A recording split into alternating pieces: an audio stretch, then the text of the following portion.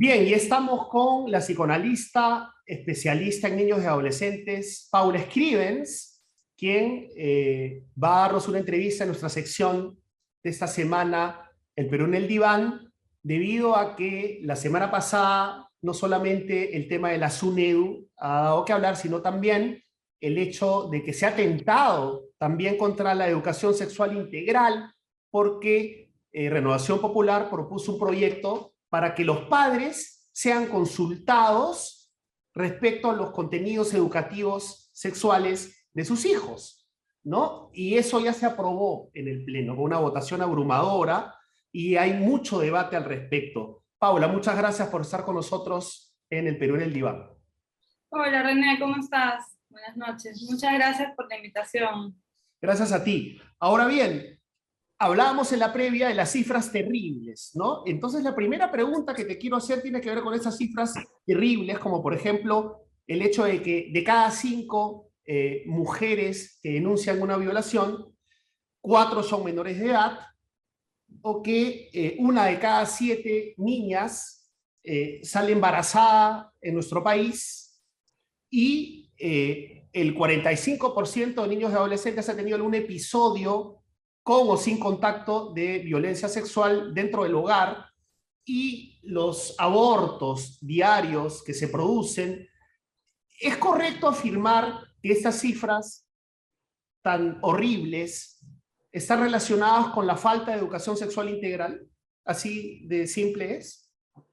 Sí, René, mira, yo creo que definitivamente, ¿no? O sea, a ver, en un sentido, uno podría pensar, bueno, ¿cómo no hacer partícipes a los padres de la educación que se le va a dar a sus hijos? Y uno podría pensar hasta, qué bacán, ¿no? Integrarlos y llamarlos a formar parte un poco y a participar de esos procesos.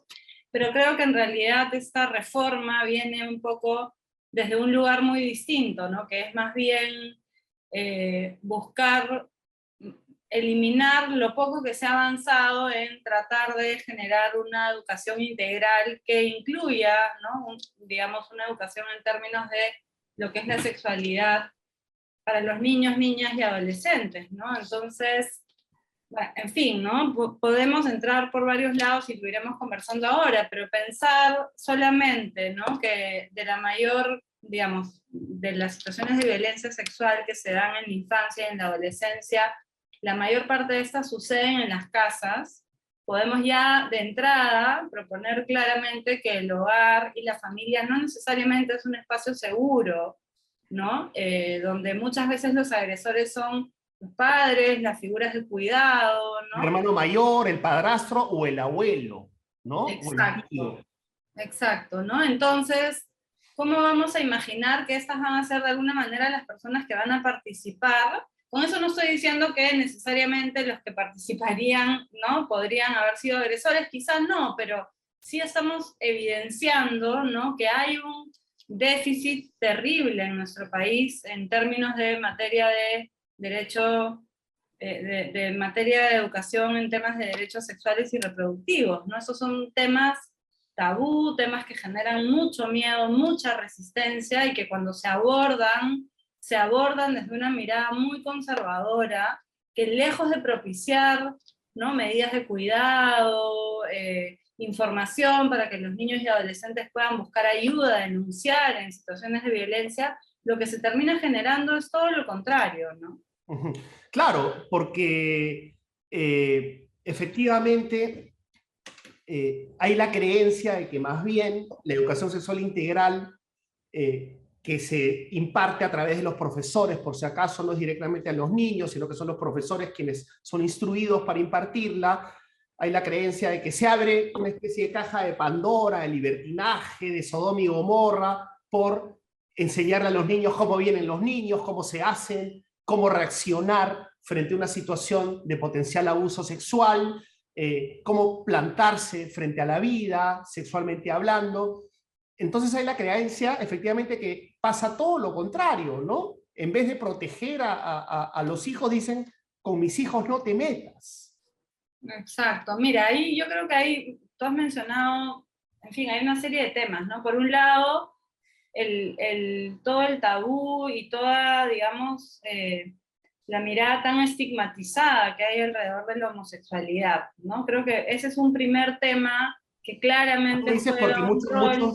muchos de ellos dicen, nos van a homosexualizar o van a homosexualizar a nuestros niños. Por eso lo dices. Exacto, ¿Ok? ¿no? Exacto, ¿no? Hay esta creencia de que, digamos, lo que mal llaman ideología de género, ¿no?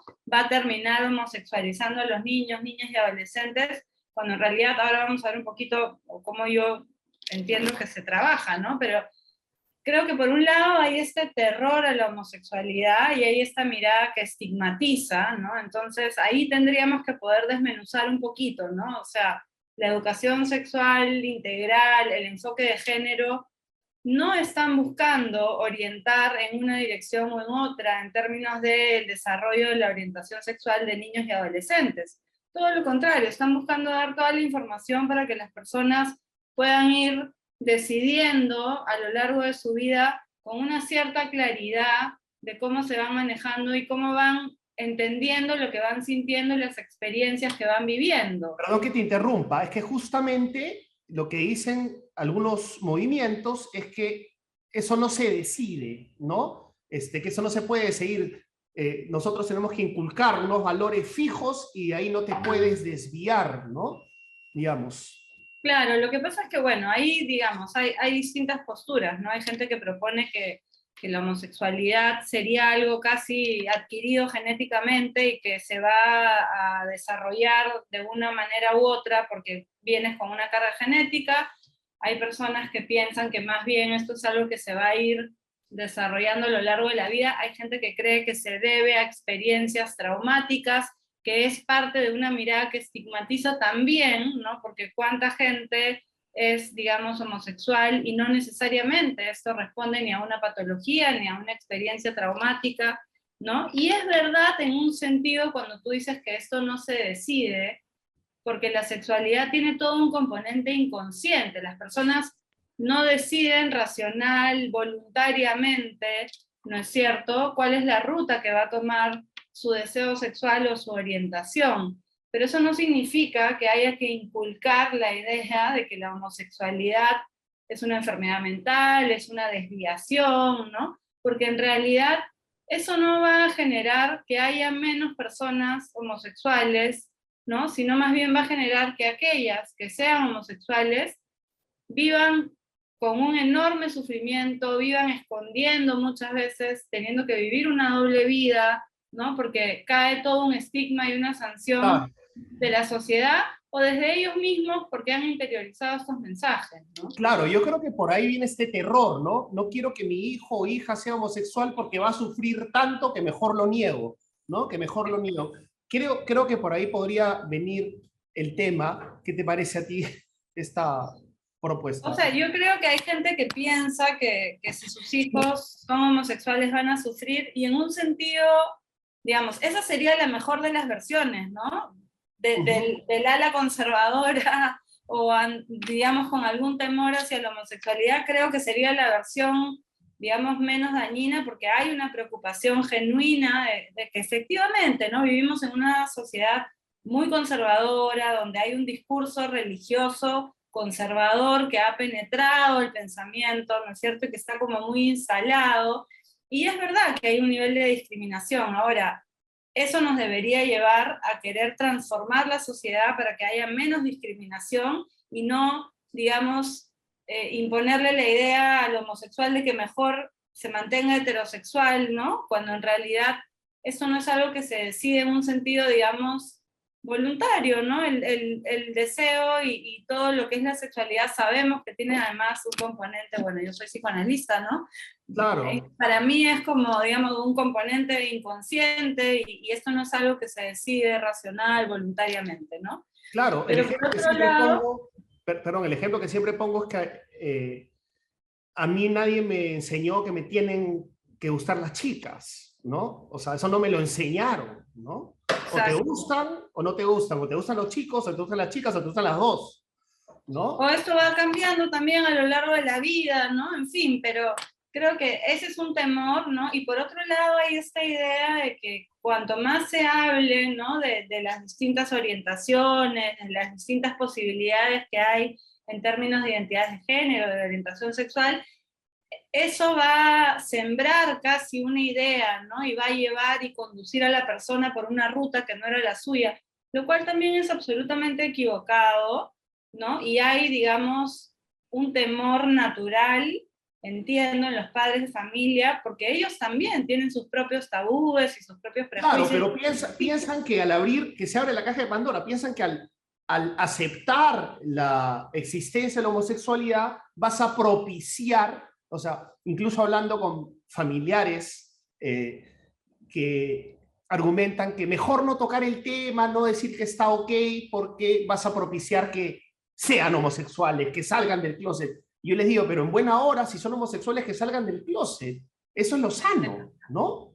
No sé, Exacto, que puedan piensas. vivir una vida libre, ¿no? Digamos, que puedan no tener que esconder un aspecto central de su vida, o no, en todo caso, cada quien es libre de hacer lo que quiere con su vida en general, mientras no dañe a otros, pero no que haya una necesidad de esconder por un terror a ser, ¿no? Señalado, criticado, estigmatizado. Eso es, o sea, realmente muy doloroso para la gente que vive de esa manera, ¿no? De acuerdo. Ahora, es un tema en el que nos centramos porque conversábamos antes de la entrevista que, de acuerdo a nuestra experiencia, es uno de los grandes cucos, ¿no? La homosexualización de los niños, y eso tiene que ver también, a mi entender, con un temor bíblico, ¿no? De que la especie podría entrar en peligro si es que hay muchos homosexuales, porque como no se pueden reproducir, ¿eso tiene sentido?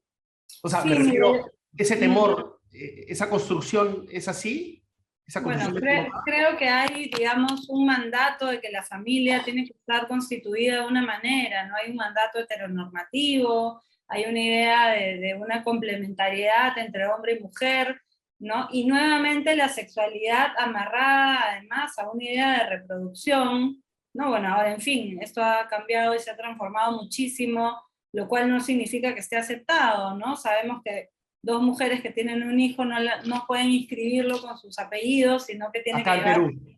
¿no? Acá en el Perú, digamos, en ese sentido, hay países que nos llevan muchísima ventaja. Entonces, hay un mandato, ¿no es cierto?, que circula en el imaginario colectivo de cómo tiene que estar constituida, ¿no? Una familia, entre comillas, bien, ¿no? Un hombre, una mujer, que Pero el cumplan. argumento, cuando recuerdo que hablaba con Tubino o con Montoya, por ejemplo, que son unos congresistas, el otro es excongresista, militares, muy cristianos, respetables, hablaban de la perpetuación de la especie, ¿no?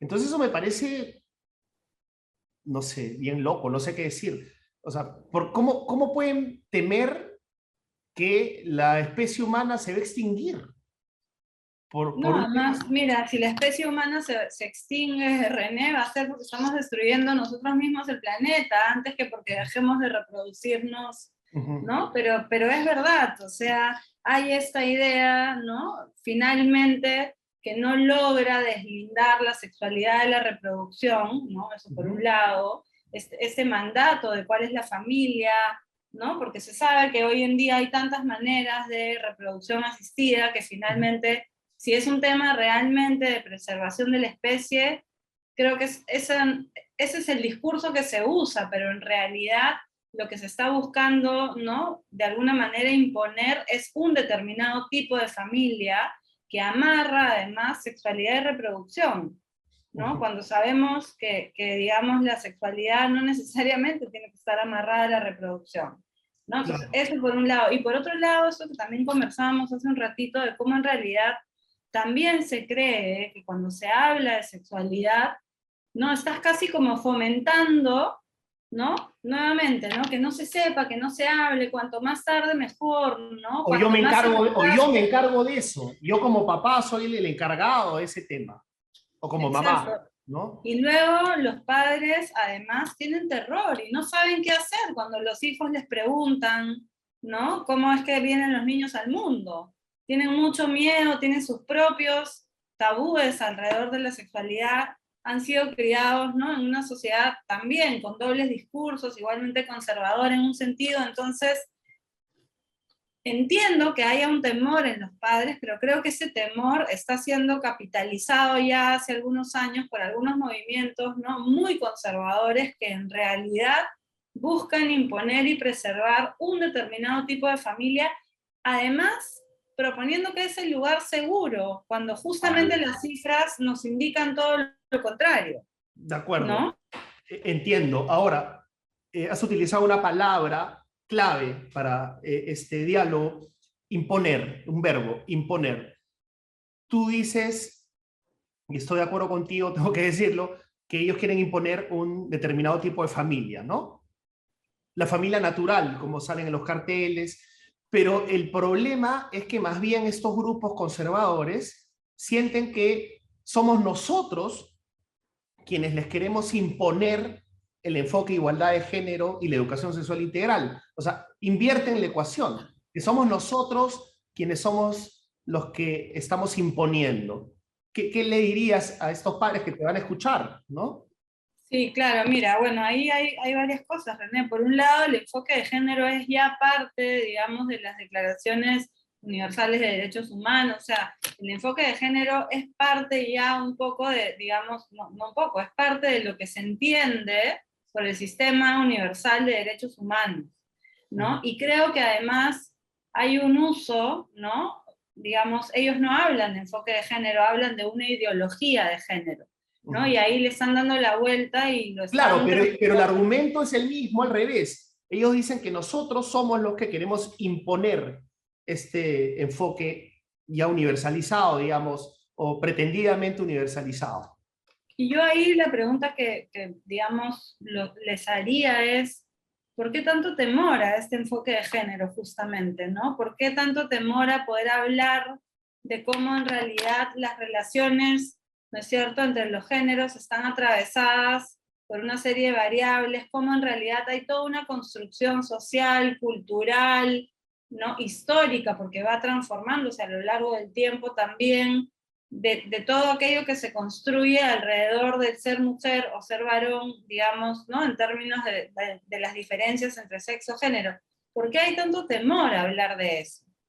¿No? Si justamente en algunos casos además celebramos, ¿no es cierto?, que hoy en día pues hayan un mayor número de mujeres que acceden a determinados puestos de poder, ¿no? O imaginamos mujeres que pueden estudiar una serie de disciplinas que en otras épocas hubiera sido imposible imaginar, ¿no? Entonces, por un lado eso se celebra, pero por otro lado no se puede pensar que en realidad se puede hablar efectivamente de la diferencia entre sexo y género, y el género como todo esto construido, y que en ese sentido, al evidenciar que es construido, hay algo que se puede transformar para mejorar la sociedad, y por el bien de todos y todas, ¿no? Pero ellos no lo ven así, o sea, más bien piensan lo contrario, que se están resquebrajando los valores, y esto tiene seguramente, no seguramente, tiene un correlato religioso, claro, respetable, pero no debiera ser la postura, pero sienten que más bien nosotros ponemos en peligro fundamentos de la sociedad, fundamentos bíblicos tal vez, ¿no? O sea, creo que por ahí viene la cosa. Totalmente, y regresamos a lo que conversábamos hace un ratito de cómo, digamos, de cuál es la idea de familia, ¿no es cierto? Que en realidad es más una idea que una realidad, porque sabemos que en el Perú, pues, la cantidad de mujeres que crían solas y son, ¿no?, digamos, cabeza de familia, y no solo madre de familia, sino que además sostienen económicamente la familia. Entonces hay una imagen y hay un ideal de familia que no se sostiene en la realidad, por diversas razones, ¿no? Y que en muchos casos no tiene nada que ver con digamos, orientación sexual o con que la persona sea o Claro, no sea cuántas heterosexual. madres, y eso quiero llegar también, porque no se trata solamente del tema de la homosexualidad, se trata de las cifras con las que empezamos esta entrevista, ¿no? 4 de cada 5 menores de edad violados o violadas, me confundí. De cada 5 denuncias, 4 son a menores de edad. Menores de edad, A claro. menores de edad. De cada 5 denuncias por violencia sexual. Y una de cada 7 mujeres sale embarazada. Entonces, yo te rogaría que aterrices cómo la educación sexual integral podría combatir directamente ese problema. No, pero además, ahorita voy a entrar a ese punto que creo que es central, pero además este doble discurso, ¿no? Porque por un lado, digamos, hay este terror a hablar de la sexualidad que viene, digamos, la posibilidad de brindar información, de educar en términos de derechos sexuales y reproductivos, va a venir de la mano con que las cifras de violencia bajen, con que la posibilidad de que haya menos embarazos adolescentes, y además estamos en un país donde se producen 1000 abortos diarios, ¿no? Esta es una investigación de ya hace muchos años de Elisa Ferrando, ¿no? Pero 1000 abortos diarios en un país donde el aborto está totalmente penalizado, digamos, bueno, el aborto terapéutico que sabemos que se ha logrado, ¿no? Hace Sí. algunos años implementar los protocolos con mucho trabajo y mucho empuje, en fin, del movimiento feminista, ¿no?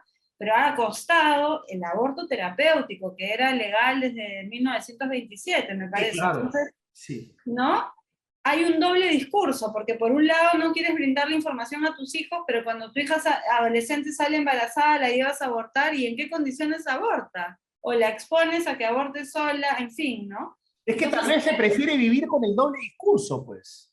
es que hay un doble discurso totalmente instalado, y lo mismo pasa con la violencia de género también, ¿no? Cuando saltan casos de violencia de género, todo el mundo se horroriza, y hay, ¿no?, esta, digamos, sanción sobre el agresor de determinado caso, en algunos casos más que en otros, en función de una serie de variables, pero luego uno se olvida de que el problema está totalmente instalado, y que es parte de una sociedad de la que todos de alguna manera terminamos siendo cómplices, ¿no? Integral, repito, impartida a través de los profesores, podría mejorar la situación de nuestros niños y niñas.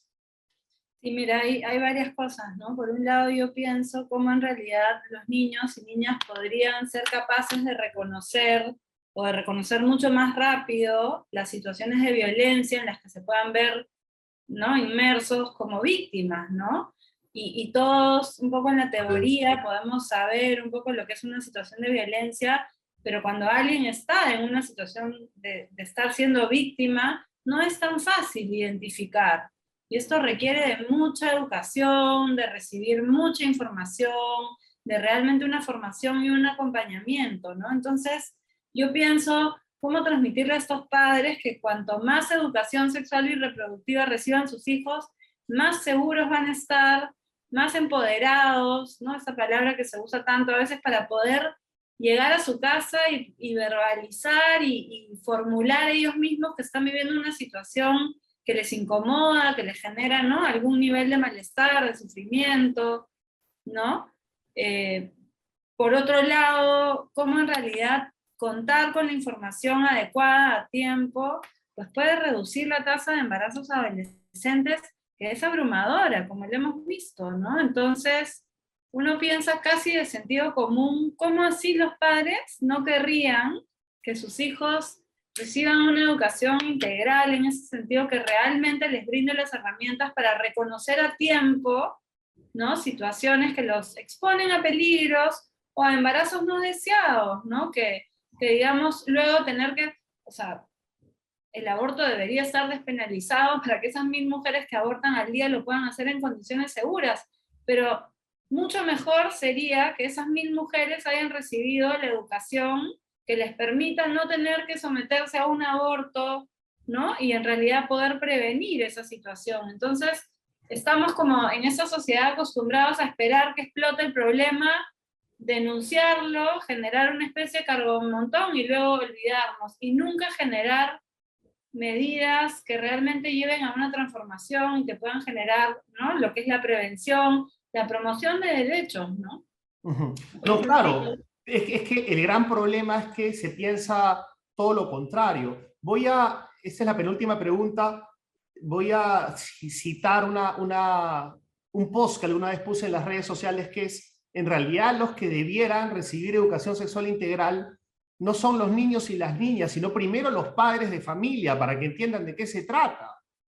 totalmente, ¿no? Y creo que Mira, creo que muchos de ellos pueden tener sus propios temores, ¿no? Porque han crecido también educados de esa manera, entonces hay algo que se va repitiendo transgeneracionalmente, ¿no?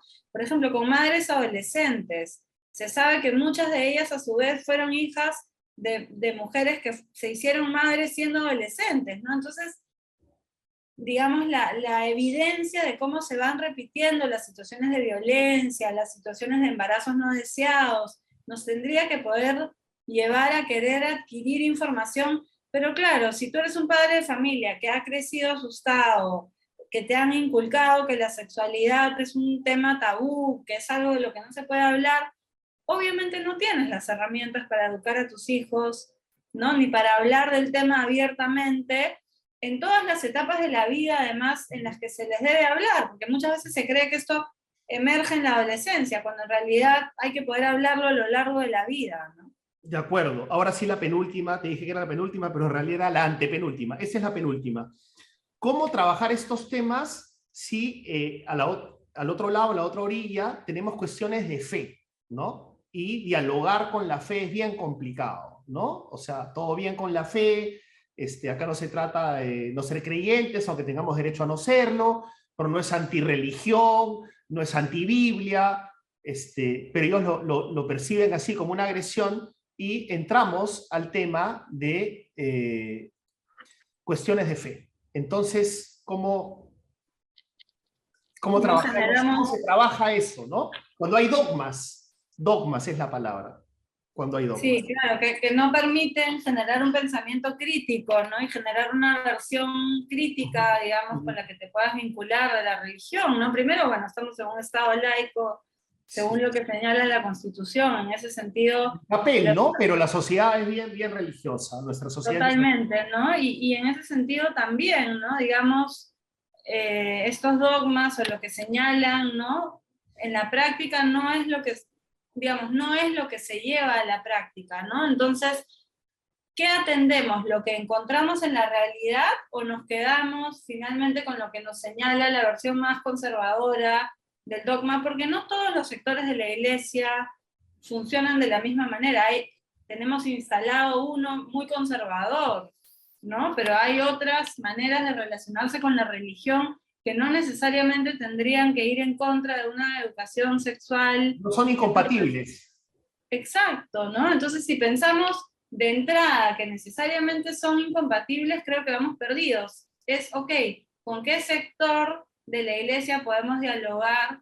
¿Con qué tipo de, ¿no? ¿Cómo esta fe se aterriza en un día a día donde la gente vive de una determinada manera y tú quieres darle más herramientas a las personas para que tengan mayores elementos para decidir y para cuidarse? Si eso no puede ser entendido como algo que va integrado Como algo digamos, bueno. ¿no? Como algo bueno que te cuida y si crees en Dios que pueda ser integrado a tu manera de vincularte con Dios, pucha, tenemos tantísimo trabajo por hacer, ¿no? Es lamentable. Me temo que lo tenemos. Ahora sí, la última pregunta es que tiene que ver con el objeto, ¿no? O sea, ya en términos psicoanalíticos, amateurs de mi parte. ¿Cómo explicar a los padres que se tienen que desprender de la educación sexual? O sea, que eso no tiene necesariamente que estar en sus manos y que hay que dejárselo al Estado, ¿no? O más que al Estado o a los A los profesores o especialistas, a ¿no? los especialistas, ¿no? O sea, Salud mental, en materia de derechos sexuales, exacto, reproductivos, ¿no? Lo que no exacto. significa además, René, o sea, a ver, digamos, la escuela hace su parte y la familia hace su parte también. Entonces, ojalá los padres de verdad se involucren, pero no en la elaboración del texto que los maestros van a tener que aplicar. Ellos se pueden involucrar desde casa y yo me pregunto, ¿no? ¿Cómo hay tanto temor? O sea, ¿realmente son ellos los que más tiempo van a pasar con sus hijos y de quienes sus hijos más cosas van a recibir desde tan temprano en la vida, que por qué sentirse tan amenazados con que la escuela también sea, ¿no es cierto?, un espacio de socialización donde los niños y niñas y adolescentes sean también educados por otros? Es necesario, ¿no? Entonces, tendría que verse como un trabajo en conjunto, pero yo como padre o madre, pues no me voy a meter a legislar en una materia que no conozco, que no manejo? Para eso hay gente especializada, ¿no? Y además podía esto no acabar nunca, ¿no? Porque que los padres se pongan de acuerdo, imagínate, ¿no? Es bien Bueno, ya complicado. esa parte ya nos podemos imaginar que es como, uff, ¿no? De Como el nunca, metro de Lima. exacto, de nunca acabar, exacto, y un montón de voces ahí desordenadas, seguramente. Bueno, vamos a ver qué pasa con este proyecto. El punto está en que Perú Libre también es bien conservador, ya lo hemos visto, Muy cerró, conservador. etcétera, ¿no? Y han votado. Se han juntado ahí los sectores más conservadores que supuestamente estaban Sí, en polos y al final... exacto. Me sorprende, te lo tengo que decir, ya se los preguntaré a ellos cuando los entreviste, que Cabero, Adriana Tudela, no hayan votado también a favor de esta contrarreforma educativa, digamos. Pero vamos a ver qué hace el Ejecutivo, si lo observa, si alguien presenta alguna demanda, porque eso también tiene un camino judicial donde eventualmente se podría resolver, que ya le ha dado la razón, digamos, a la educación sexual integral. Vamos a ver cómo termina. Paula, muchísimas gracias, Paula Stevens, por estar con nosotros en este importante programa, importante por el tema. Es un tema transversal a toda la sociedad y que siempre va a generar polémica. Muchísimas gracias por estar. Gracias a ti, René, por abordarlo y por convocarnos. Ya nos vemos. Muchas Gracias. gracias.